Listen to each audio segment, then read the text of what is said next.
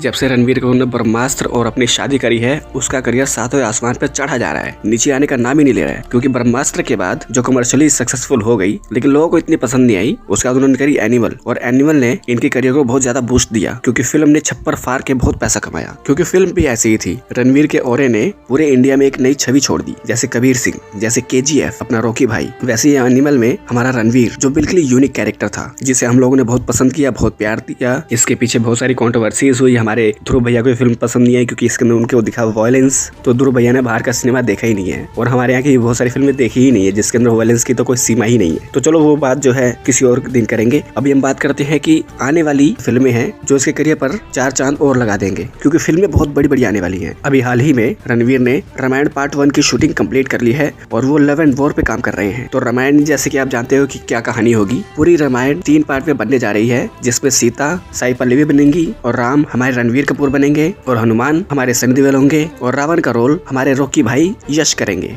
ये फिल्म बहुत बड़ी लेवल पर बनी है। इसमें नई टेक्नोलॉजी का इस्तेमाल किया गया है, जैसे हमारी लॉर्ड ऑफ द रिंग्स बनी है, पावर ऑफ रिंग्स बनी है, गेम ऑफ थ्रोन्स बनी है। उस टेक्नोलॉजी का यूज करके अच्छे ग्राफिक के साथ बहुत अच्छे से रामायण को बनाया जा रहा है, और डायलॉग्स भी बहुत ही अच्छे हैं। ये आदि पुरुष की तरह नहीं है जिसको पूरा भारत बहुत प्यार देगा, क्योंकि बहुत टाइम से ऐसी मूवी का इंतजार पूरा भारत कर रहा था। तो वो बहुत ही जल्द खत्म होने वाला है, क्योंकि मूवी 2026 में आ जाएगी दिवाली के पास। उसके बाद आएगी love and war. Love and war जो है एक पुरानी मूवी थी राज कपूर की, संगम, उससे इंस्पायर्ड है। उसमें जो है एक कैरेक्टर है, अब पता नहीं वो विक्की होगा या रणवीर होगा, जो फौजी है और वो आलिया से प्यार करता है। फिर उससे शादी होती है। उसके बाद हमारा जो सिपाही होगा वो जंग में शहीद हो जाएगा, और फिर आलिया दूसरे हीरो के पास चली जाएगी। और फिर आएगा कहानी में ट्विस्ट, क्योंकि जो हमारा हीरो शहीद हुआ है वो असल में शहीद हुआ ही नहीं है, जैसा कि संगम में दिखाया गया था। वो वापिस आता है, और कैसे ये लव एंगल, लव ट्रायंगल बन जाता है, इसी के इर्द गिर्द ये मूवी है। लेकिन कहानी इतनी आसान नहीं होगी, क्योंकि इसे प्रेजेंट कर रहे हैं हमारे संजय लीला भंसाली, और सेट डिजाइन का तो कुछ कहना ही नहीं। आप जानते हैं उनके कैसे सेट डिजाइन होते हैं। ये फिल्म भी बहुत बड़े बजट पर बनाई जा रही है, और संजय लीला भंसाली अपनी फिल्मों के साथ हमेशा एक छाप छोड़ जाते हैं। वो जिसके सर पे हाथ रखते हैं उसका करियर चल उठता है। जैसे अभी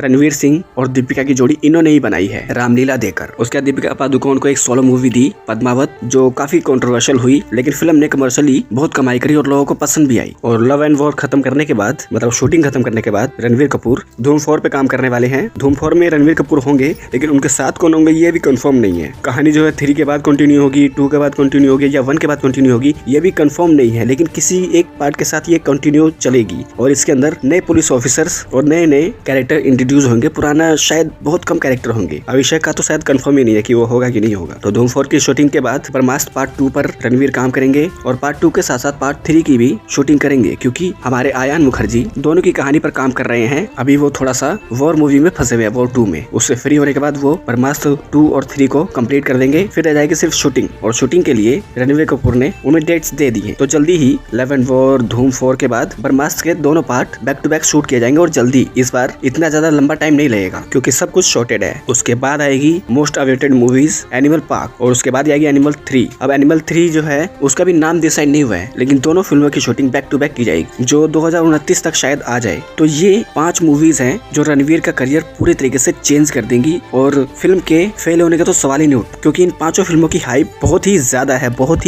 ही ज्यादा। रामायण को तो आप जानते ही हो कि किसी ने अगर अच्छा परोस दिया तो पूरा भारत उसको भगवान बना देगा। लव एंड वॉर जो संजय लीला भंसाली प्रेजेंट कर रहे हैं, आज तक उनकी फिल्में कभी भी फ्लॉप नहीं हुई हैं, कमर्शियली और वैसे भी सारी फिल्में इनकी सक्सेस होती हैं। और धूम 4 जो कि फ्रेंचाइजी का हिस्सा है, और इतनी हाइप के बाद धूम 4 का चलना कोई रोक नहीं सकता, क्योंकि पूरा इंडिया इंतजार कर रहा है धूम 4 का। और ब्रह्मास्त्र 2 और 3 पहले तो काफी कामयाब हुई, लोगों को थोड़ा बहुत शिकायत था, लेकिन इस बार आयान मुखर्जी उनकी सारी शिकायतें दूर करेंगे और 2 पर काम करना शुरू कर देंगे, और 3 भी लोगों को पसंद आएगी। उसके बाद एनिमल पार्क, जिसे संदीप रेड्डी वांगा अपना टच देकर इनका करियर बहुत ही ऊंचा उठा देंगे। तो ये थी रणवीर कपूर की अपकमिंग मूवीज, जो 1 साल छोड़ने के बाद बैक टू बैक आनी शुरू हो जाएंगी, और हम सबको एंटरटेन करेंगी। तो अगर ये वीडियो अच्छी लगी तो इस वीडियो को लाइक कर दे, चैनल को सब्सक्राइब कर दे, बेल आइकन दबाए, ताकि अगली बार हम कोई वीडियो डालें आप लोगों के पास उसका नोटिफिकेशन आ जाए। तो मिलते हैं आप लोगों से अगली वीडियो में, तब तक के लिए नमस्कार।